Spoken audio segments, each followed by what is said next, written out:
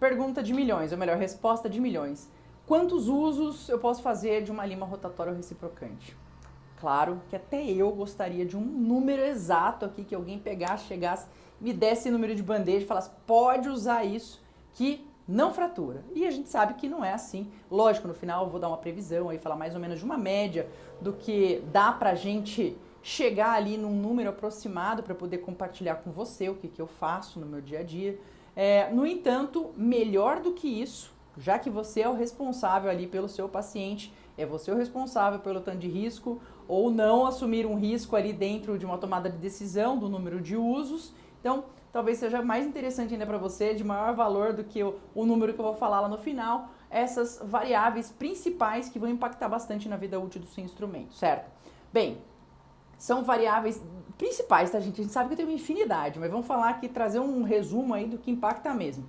3 pontos importantes, 3 categorias importantes. Uma relacionada ao instrumento, outra relacionada à complexidade do caso e outra relacionada ao operador, a você, a mim, ok? Com relação ao instrumento, o que a gente pode falar? Existem diferentes ligas, diferentes designs, tem uma infinidade que dá pra gente passar aqui a vida falando, né, de características de cada um e em cima de estudos laboratoriais, chegando a alguma conclusão do número de usos ou não de cada um desses instrumentos. Como virtualmente fica difícil da gente chegar nesse número aí, mesmo fazendo uma extensa lista aqui, o que eu posso passar de maneira muito prática para você?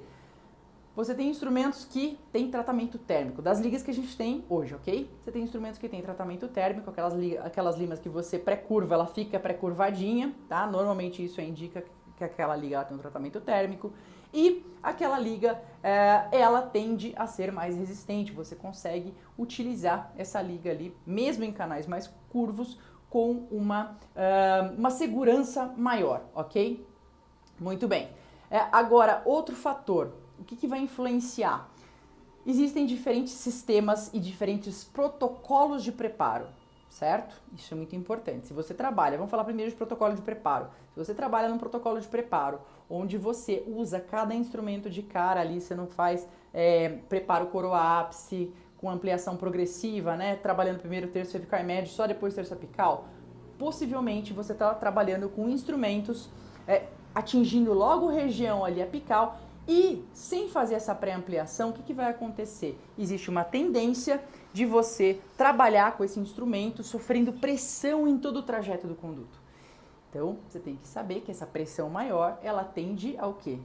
Esse instrumento, ele tende a ter uma vida útil aí encurtada, tá? Porque você está colocando esse instrumento numa pressão muito maior do que fazendo um preparo coroápice, por exemplo. Outro fator, aí relacionado ao quê? Aos tipos de sistema. A gente tem sistema de múltiplos instrumentos, sistema de lima única. Então, um mesmo trabalho realizado, dividindo aquele trabalho por 3, 4, 6 limas, é diferente o quanto você desgasta cada uma dessas limas do que se você pegar e falar, poxa, eu trabalho daquelas 4 limas, eu estou fazendo com uma só. Trabalho daquelas 3 limas, eu estou fazendo com uma lima só. Então, eu estou desgastando, né? Eu estou encurtando a vida útil desse instrumento aqui de um sistema de lima, de lima única, certo? Então, aí acho que são os pontos principais. Outra coisa com relação ao instrumento.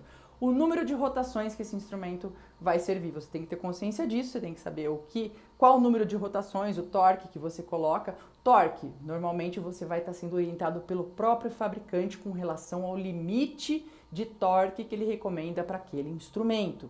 Tá? A gente tem um vídeo aqui falando a respeito de torque e rotação, aqui no Endolovers, depois você pode espiar lá também.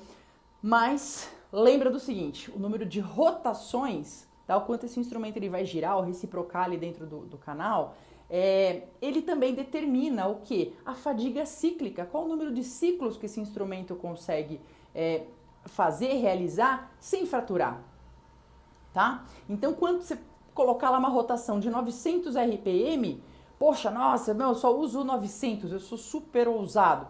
Saiba que isso está reduzindo a vida útil do seu instrumento.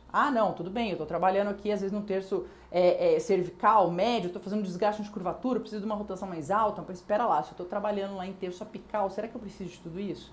Será que uma rotação de 300 rotações por minuto já não é suficiente para eu poder fazer uma limpeza daquela região de forma eficaz e não exagerar ali no meu instrumento, tá? Às vezes fazer uma mesma limpeza e aí sim, né? Mas sem perder tempo de vida útil desse instrumento, porque lembra, você já pegou um clips de papel? Fica dobrando assim o clips até que chega uma hora que ele fratura? Então, isso daí seria quase que uma fratura cíclica, né? De uma maneira aí mais lúdica só, mas mais ou menos isso. O instrumento dentro do canal, ele tá sofrendo esses dobramentos. Então, quanto maior o número de ciclos, mais próximo ele está chegando da vida útil dele e, consequentemente, da sua fratura. Então, número de rotações por minuto, nem por isso você vai reduzir e falar assim, vou usar só 50, então eu vou economizar o instrumento, porque aí você fica devendo na limpeza, ok? Muito bem, com relação à complexidade do dente. Anatomia interna, mais do que nunca, a gente vê cada absurdo, especialmente em tomografia, a gente sabe o quanto que a anatomia interna às vezes desafia a física do próprio instrumento. Claro, então se eu estou trabalhando com o meu instrumento, eu sobrevivi, peguei um kit novo, tá? Seja lá o que eu uso, peguei um kit novo, usei no melhor preparo aqui que eu conheço, para canais atrésicos curvos e múltiplas curvaturas, e aí eu peguei isso daí, dei a sorte dele não fraturar, porque era um desafio à física. Cara, eu vou descartar esse instrumento, então bom senso, certo? Da mesma forma, eu não vou pegar um kit que pode estar no segundo, já fiz 2 molares com esse kit, eu vou pegar aqui o terceiro, como se fosse um terceiro molar, né, para eu poder trabalhar nesses canais que estão desafiando a física? Não, a gente conta muito com bom senso, por isso que eu te falei a respeito da sua tomada de decisão no consultório. Maravilha, mas quanto mais curvos atrésicos, quanto mais esse instrumento está sob pressão e dobramentos dentro do canal, menor a vida útil dele, certo? Muito bem. Com relação ainda à complexidade do dente, o que ajuda muito, né, voltando aqui quase que na parte, isso faz parte, né, do instrumento e também da complexidade do caso, quanto mais você consegue, especialmente em canais complexos, fazer um bom acesso, né, um desgaste prévio ali daquela região de terço cervical, oferece o melhor acesso possível, mais retilíneo possível para esse instrumento depois trabalhar nessas múltiplas curvaturas lá apical, muito melhor para o seu instrumento e para a vida útil dele, certo? E com relação ao operador em si, claro que daí a gente tem a sua bagagem, as tomadas de decisão que você tem, né, o quanto que a sua experiência, a bagagem tátil também que você vai desenvolvendo, porque eventualmente você pode se deparar com um caso em que você está sentindo como se fosse o peso, né, que está fazendo na sua mão, no você usar o motor. Eu já cheguei a tirar a lima, acredito que os colegas também que já têm, vão desenvolvendo mais essa bagagem.